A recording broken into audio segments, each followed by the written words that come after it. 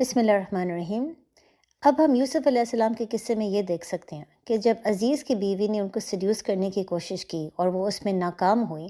تو اس کے بعد یہ خبر پورے مصر میں پھیلنا شروع ہو گئی، اور یہ اس وجہ سے پھیلنا شروع ہو گئی کیونکہ اس وقت عزیز کی بیوی کے خاندان میں سے کوئی ایک شخص تھا جس نے پورا قصہ سنا اور اپنی آنکھوں سے بھی دیکھا۔ لہٰذا جب اس نے پورے مصر میں بات پھیلانا شروع کی تو اس کے بعد تمام عورتیں یہ کہنا شروع ہو گئیں کہ عزیز کی بیوی اپنے غلام سے شدت سے محبت کرنا شروع ہو گئی ہے اور وہ واقعی غلط ہے۔ اس سے دوبارہ ہم اس چیز کو ثابت کر سکتے ہیں کہ اللہ نبی بننے سے پہلے ہی اپنی نبیوں کی حفاظت کرتے ہیں تاکہ کوئی ان کے کیریکٹر پہ انگلی نہ اٹھا سکے، کوئی ان کے بارے میں کبھی بھی کسی قسم کی غلط بات نہ کہہ سکے۔ اور یہی چیز آپ یہاں پر دیکھ سکتے ہیں، بلکہ اب آپ کو یہ سمجھ آئے گی کہ عزیز کی بیوی کے خاندان میں سے کسی شخص کا ہونا کیوں ضروری تھا۔ اگر وہ شخص عزیز کے خاندان میں سے ہوتا تو شاید بعد میں لوگ اس کی باتوں پر شک کرتے، لیکن کیونکہ وہ عزیز کی فیملی کے خاندان میں سے تھا لہٰذا لوگوں نے اس کی باتوں پر یقین کیا۔ لیکن اس پہ پھر ہم یہ سوال پوچھ سکتے ہیں کہ اللہ یہ کیوں چاہتے تھے کہ یہ بات پورے مصر میں پھیلے؟ اس کے پیچھے کیا حکمت ہے؟ اس سے کیا فائدہ ہوگا؟ جب یہ بات پورے مصر میں پھیلی تو عزیز کی بیوی کا جو ریاکشن تھا اس سے واضح ہو گیا کہ عزیز کی بیوی نے کبھی توبہ ہی نہیں کیا، بلکہ اس کو اپنے کیے پہ افسوس بھی نہیں تھا۔ لہٰذا یہ ممکن ہے کہ اللہ چاہتے تھے کہ یہ بات پھیلے تاکہ عزیز کی بیوی اپنا ریاکشن دیکھ کر بعد میں غور و فکر کرے اور پھر توبہ کر کے اپنے آپ کو ایک بہتر مسلمان بنائے۔ تو پھر اب آپ سٹوری میں دیکھ سکتے ہیں کہ جب عزیز کی بیوی کے خلاف بات پھیلنا شروع ہو گئی تو اس نے ایک بہت بڑا فنکشن اپنے گھر میں رکھا اور تمام منسٹرز کی بیویوں کو بلایا، وہی منسٹر کی بیویاں جو اس کے خلاف بات کر رہی تھی، یہ ثابت کرنے کے لیے کہ جو اس نے حرکت کی یا جو اس نے کوشش کی یوسف علیہ السلام کی طرف وہ بالکل جائز تھی۔ یعنی وہ ابھی بھی اپنی غلطی نہیں ماننا چاہتی تھی، بلکہ تمام بیویوں کو یہ سمجھانا چاہ رہی تھی کہ اگر آپ بھی میری جگہ پہ ہوتے تو آپ لوگ بھی شاید وہی کرتے۔ لہٰذا جب فنکشن کا ٹائم آیا اور تمام عورتیں وہاں پہ بیٹھی ہوئی تھیں تو عزیز کی بیوی نے ہر عورت کو اپنے ہاتھ میں ایک چھری دی۔ اب ظاہرہ چھری دینے کا مقصد یہ تھا کہ جو وہ اس وقت کھا رہی تھیں اس کو کاٹنا ضروری تھا ان کے لیے۔ تو پھر جب تمام بیویوں کے ہاتھ میں چھری تھی اس وقت عزیز کی بیوی نے یوسف علیہ السلام کو حکم دیا کہ وہ باہر آئیں۔ اب اس سے دوبارہ ہمیں اس بات پہ یقین آتا ہے کہ یوسف علیہ السلام اس وقت ایک نبی نہیں ہو سکتے تھے کیونکہ وہ ابھی بھی عزیز اور اس کی بیوی کے حکم کے مطابق چل رہے تھے۔ جب تمام بیویوں نے اس وقت یوسف علیہ السلام کو دیکھا تو وہ اتنے حیران ہو گئے کہ ان کو پتہ ہی نہیں چلا کہ کب انہوں نے اسی چھری سے اپنا ہاتھ کاٹ لیا۔ یعنی مثال کے طور پہ اگر ان کے ہاتھ میں پھل تھا اور دوسرے ہاتھ میں چھری تھی جس سے وہ پھل کاٹنے کی کوشش کر رہے تھے، تو جیسے انہوں نے اپنی آنکھیں اٹھا کے یوسف علیہ السلام کی طرف دیکھا وہ اتنے حیران ہو گئے کہ ان کو پتہ ہی نہیں چلا کب انہوں نے اس چھری سے اپنا ہاتھ کاٹ لیا۔ بلکہ اس کے ساتھ آپ سورہ یوسف میں پڑھ سکتے ہیں کہ جیسے انہوں نے یوسف علیہ السلام کو دیکھا تو سب سے پہلے انہوں نے اللہ سے پناہ مانگی اور ساتھ ہی انہوں نے یہ کہا کہ یہ کوئی انسان نہیں ہے، یہ تو کوئی علیم محترم فرشتہ ہے۔ اس سے آپ یہ دیکھ سکتے ہیں کہ سب سے پہلے جو انہوں نے الفاظ استعمال کیے یوسف علیہ السلام کو ڈسکرائب کرنے میں، انہوں نے یہ نہیں کہا کہ یہ بہت خوبصورت آدمی ہے یا بہت خوبصورت انسان ہے، بلکہ سب سے پہلے جو انہوں نے الفاظ استعمال کیا اس سے ظاہر ہوتا ہے کہ ان کے دل میں کتنی زیادہ اس وقت عزت تھی یوسف علیہ السلام کے لیے، کہ انہوں نے جو لفظ استعمال کیا یوسف علیہ السلام کو ڈسکرائب کرنے کے لیے وہ ہے علیم اور محترم فرشتہ۔ لیکن ظاہر ہے کیونکہ ان عورتوں میں ایک نفس بھی تھا تو جیسے وہ یوسف علیہ السلام کو دیکھ رہے تھے ان کے لیے اپنے نفس کو قابو میں رکھنا مشکل ہونا شروع ہو گیا اور غلط قسم کے خیالات آنا شروع ہو گئے۔ لہٰذا اس سے ہم دوبارہ یہ چیز ثابت کر سکتے ہیں کہ اللہ ہمیشہ اپنے نبیوں کی حفاظت کرتے ہیں، نبی بننے سے پہلے بھی، تاکہ کبھی بھی کوئی انسان ان کے کیریکٹر پہ شک نہ کر سکے۔ یہ تمام عورتوں کا نفس ان کے قابو میں نہیں تھا، لیکن ان کے جو سب سے پہلے الفاظ تھے جس سے انہوں نے یوسف علیہ السلام کو ڈسکرائب کیا وہ ایسے الفاظ تھے جن سے ظاہر ہو رہا تھا ان کے دل میں یوسف علیہ السلام کے لیے عزت تھی۔ اس کے ساتھ ساتھ ہم دوبارہ اس چیز سے ثابت کر سکتے ہیں کہ یوسف علیہ السلام اس وقت ایک نبی نہیں تھے، کیونکہ نبی کا کام ہوتا ہے باہر جا کے اللہ کا پیغام کو پھیلانا۔ اگر ان عورتوں نے اب تک یوسف علیہ السلام کو کبھی دیکھا ہی نہیں ہوا تھا، اس سے صاف یہ ظاہر ہوتا ہے کہ اس وقت یوسف علیہ السلام دین کا کام نہیں کر رہے تھے کیونکہ وہ نبی نہیں تھے۔ اب اس کے ساتھ ساتھ آپ یہ بھی دیکھ سکتے ہیں کہ عورتوں نے سب سے پہلے یوسف علیہ السلام کو جب دیکھا تو انہوں نے اللہ سے پناہ مانگی۔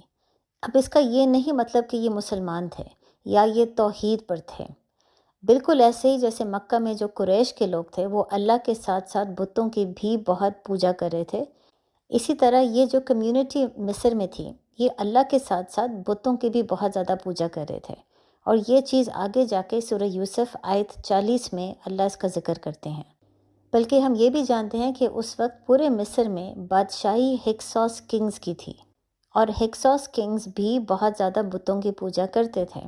بلکہ اسکالرز کا یہ کہنا ہے، اور جوئش لٹریچر میں بھی یہی کہا جاتا ہے، کہ ہکسوس ڈائنسٹی شروع میں فلسطین میں رہتے تھے، اور پھر اس کے کئی سال کے بعد وہ مصر کی طرف چلے گئے۔ یعنی یہ ممکن ہے کہ یہ جو ہکسوس کنگز اس وقت مصر میں تھے یوسف علیہ السلام کے ٹائم پہ، ان کے آباء و اجداد نے شاید ابراہیم علیہ السلام اور اسحاق علیہ السلام کا ذکر سنا ہو، اور ان کے ذریعے توحید کا پیغام سنا ہو، لہٰذا یہ ممکن ہے جو ہکسوس ڈائنسٹی اس وقت مصر میں تھے وہ اللہ کے بارے میں جانتے تھے، لیکن اللہ کے ساتھ ساتھ انہوں نے بتوں کی بھی پوجا شروع کر دی ہو۔ بلکہ اس کے ساتھ ساتھ یہ بھی ممکن ہے کہ اس وقت جو مصر کے لوگ تھے انہوں نے یعقوب علیہ السلام کا بھی ذکر سنا ہو، کیونکہ یعقوب علیہ السلام بالکل ساتھ فلسطین میں رہتے تھے، اور وہ ایک نبی تھے، اور ظاہر نبی ہونے کے ناطے وہ اللہ کے دین کو تو پھیلا رہے تھے، لہٰذا ان کو شاید یہ معلوم نہیں تھا کہ یوسف علیہ السلام یعقوب علیہ السلام کے بیٹے تھے، لیکن یہ ممکن ہے کہ انہوں نے یعقوب علیہ السلام کا سنا ہو اور ان کے ذریعے اللہ کا پیغام کے بارے میں بھی سنا ہو۔ لہٰذا اس سے ہمیں یہ بات سمجھ آ سکتی ہے کہ تمام منسٹر کی بیویاں شروع میں اللہ کا نام کیوں لے رہی تھیں، اور اس سے دوبارہ ہمیں اس چیز کا یقین آ سکتا ہے کہ یوسف علیہ السلام اس وقت ایک نبی نہیں تھے، کیونکہ نبی ہونے کا کام ہی یہی ہے کہ آپ اللہ کے دین کو پھیلائیں، اور اب تک آپ یوسف علیہ السلام کے قصے میں دیکھ سکتے ہیں کہ یوسف علیہ السلام اللہ کا پیغام نہیں پھیلا رہے۔ اب اس کے بعد آپ دیکھ سکتے ہیں کہ جب عزیز کی بیوی نے تمام منسٹر کی بیویوں کا ریاکشن آگے سے دیکھا تو انہوں نے اس کے ذریعے اپنی پچھلی حرکت کو جسٹیفائی کرنے کی کوشش کی، یعنی انہوں نے تمام عورتوں کے سامنے کنفیس کیا کہ واقعی وہی یوسف علیہ السلام کو اس سے پہلے سیڈیوس کرنے کی کوشش کر رہی تھی، لیکن ظاہر ہے تمام عورتوں نے یوسف علیہ السلام کو دیکھنے کے بعد وہ اب اس چیز کو زیادہ سمجھ سکتی ہیں، اور پھر آپ دیکھ سکتے ہیں کہ عزیز کی بیوی یوسف علیہ السلام کو آرڈر دیتی ہیں کہ وہ ان کے حکم کے مطابق چلے، ورنہ ان کو جیل میں بھجوا دیا جائے گا۔ اب اس وقت یوسف علیہ السلام کو سمجھ آ گیا کہ وہ دوبارہ اسی سچویشن میں واپس آ گیا، لیکن اس دفعہ آپ دیکھتے ہیں کہ وہ کسی دروازے کی طرف بھاگ کے نہیں جاتے، کیونکہ اس دفعہ صرف ایک عورت سے وہ اپنے آپ کو بچانے کی کوشش نہیں کر رہے، بلکہ تمام عورتوں سے اپنے آپ کو بچانے کی کوشش کر رہے ہیں، لہٰذا اس وقت ان کے پاس بھاگنے کی کوئی جگہ بھی نہیں ہے۔ اسی لیے آپ دیکھ سکتے ہیں کہ وہ ادھر ہی کھڑے رہ کے اللہ سے حفاظت کی دعا مانگتے ہیں، اور ساتھ اللہ سے کہتے ہیں کہ اگر اللہ نے ان کی حفاظت نہ کی تو ایسا نہ ہو کہ ان کے لیے بھی اپنے نفس کو قابو میں رکھنا مشکل ہو جائے۔ اس سے بلکہ ہمیں ایک بہت بڑا سبق ملتا ہے، اور وہ یہ ہے کہ تمام نبی بننے سے پہلے اور نبی بننے کے بعد بھی ہمیشہ انسان تھے، ان کے اندر وہی ایموشنز تھی، ڈیزائرز تھی، فیلنگز تھی جو ہمارے اندر ہوتی ہے، اور یہ چیز اللہ ہمیں بار بار اس لیے سمجھاتے ہیں تاکہ ہم نبیوں کو اپنا رول ماڈل بنا سکیں، ہم ان کی قصے کہانی پڑھ کے ہم ان کے ساتھ ریلیٹ کر سکیں، ہمیں یہ بات سمجھ آ سکے کہ اگر ایک نبی میں یہ فیلنگز ہونے کے باوجود وہ اپنے آپ کو کنٹرول کر سکتا ہے، وہ اس وقت اپنے نفس کو قابو میں رکھ کر اللہ سے حفاظت کی دعا مانگ سکتا ہے، تو ہم بھی کر سکتے ہیں۔ اگر وہ طاغوت اور برے کاموں سے اپنے آپ کو بچا کے رکھ سکتے ہیں تو ہم بھی کر سکتے ہیں۔ یہی وجہ ہے کہ اللہ نے نبیوں کو فرشتوں کی صورت میں نہیں بھیجا، انسان کے روپ میں بھیجا، تاکہ وہ ہمارے رول ماڈل بن سکے اور ہم ان سے سیکھ سکیں۔ لہٰذا یہاں پر آپ دیکھ سکتے ہیں کہ یوسف علیہ السلام اسی جیل کے لیے دعا مانگ رہے ہیں جس جیل کے لیے عزیز کی بیوی ان کو تھریٹ کر رہی ہے، اور ظاہر آپ سمجھ سکتے ہیں کہ یوسف علیہ السلام اس وقت جیل کی اس لیے خواہش کر رہے تھے کیونکہ وہ جانتے کہ شیطان کے وسوسے بہت زیادہ اسٹرانگ ہوتے ہیں، ان کا نفس کو بھی قابو میں ہمیشہ رکھنا بہت مشکل ہے، لہٰذا وہ اوور کانفیڈنٹ نہیں تھے، لہٰذا ان کو یہ بات سمجھ آ گئی تھی کہ جیل میں رہنا بہتر ہے بجائے اس کے کہ وہ طاغوت اور ان تمام برائیوں کے بیچ میں رہیں۔ بلکہ اس میں آپ یہ بھی نوٹ کر سکتے ہیں کہ عزیز کی بیوی نے جب پہلی دفعہ یوسف علیہ السلام کو سیڈیوس کرنے کی کوشش کی اور جب عزیز نے ان کو پکڑ لیا تو تب بھی انہوں نے فوراً یوسف علیہ السلام کے اوپر الزام ڈالا اور یہ کہہ دیا عزیز کو کہ یوسف علیہ السلام کو جیل میں بھیجنا بہت ضروری ہے۔ اس وقت یوسف علیہ السلام نے جیل کی خواہش نہیں کی، اس وقت آپ سمجھ سکتے ہیں کہ جیل کی خواہش وہ اس لیے کر رہے ہیں کیونکہ صرف ایک عورت نہیں، بہت سی عورتیں ہیں، ظاہر ہے جب زیادہ عورتیں ہوں گی تو ٹیمپٹیشن بھی زیادہ ہوگی، اور پھر اسی لیے یوسف علیہ السلام نے اس وقت اللہ سے یہ دعا مانگی کہ واقعی میرے لیے جیل ایسے ماحول میں رہنے سے بہت بہتر ہے۔ اب اس وقت مصر میں سارے آدمیوں کو بات سمجھ آ گئی تھی کہ قصور ان کی بیویوں کا ہے۔ بیویوں نے جب پورا قصہ سنایا اور سب نے اپنے بیویوں کے کٹے ہوئے ہاتھ دیکھے تو ان کو سمجھ آ گئی کہ مسئلہ بیویوں میں ہے، لیکن اس کا حل صرف فی الحال ایک ہی ہے، اور وہ یہی ہے کہ یوسف علیہ السلام کو جیل میں بھیجا جائے۔ لہٰذا ایک چیز جو ہم عموماً نہیں سمجھتے وہ یہ ہے کہ یوسف علیہ السلام کا جیل میں بھیجا جانا ان کی دعا کا نتیجہ تھا۔ ہم یہ سوچتے ہیں کہ اللہ نے یوسف علیہ السلام کو جیل میں کیوں بھیجا، ان کے ساتھ زیادتی ہوئی، لیکن یوسف علیہ السلام نے خود اللہ سے اس وقت جیل کی خواہش کی، کیونکہ وہاں پر وہ تمام طاغوت اور تمام بری چیزوں سے اپنے آپ کو دور رکھنے کی کوشش کر رہے تھے۔ وہ اس وقت دنیا سے، اپنی تمام ٹیمپٹیشن سے اپنے آپ کو آئسولیٹ کرنے کی کوشش کر رہے تھے۔ یعنی اس وقت جو انہوں نے عورتوں کا حال دیکھا اور عزیز کی بیوی کا ریاکشن دیکھا، ان کو صرف ڈر اور خوف نہیں آیا بلکہ افسوس بھی ہوا۔ اسی لیے وہ آئسولیشن میں رہنا پسند کر رہے تھے تاکہ وہ خاموشی سے ذکر کریں اور اللہ کی عبادت کریں۔ اور بلکہ یہی ٹائم ہے جب یوسف علیہ السلام جیل میں تھے کہ ان کو نبوت حاصل ہوئی،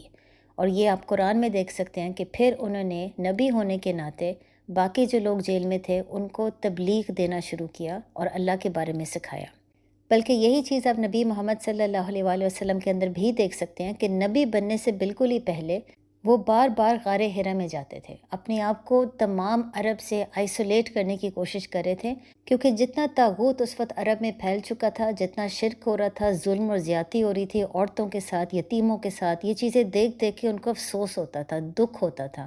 لہٰذا وہ غار حرا میں جاتے تھے تمام چیزوں سے دور ہو کے، تاکہ وہ اکیلے میں رہ کے اللہ کا ذکر کریں،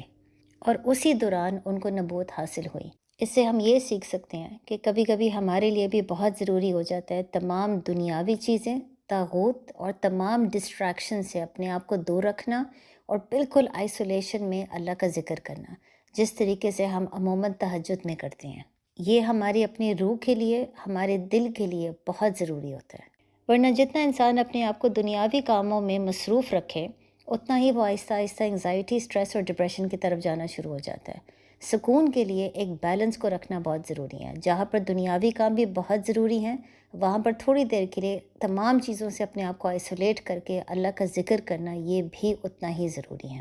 السلام علیکم۔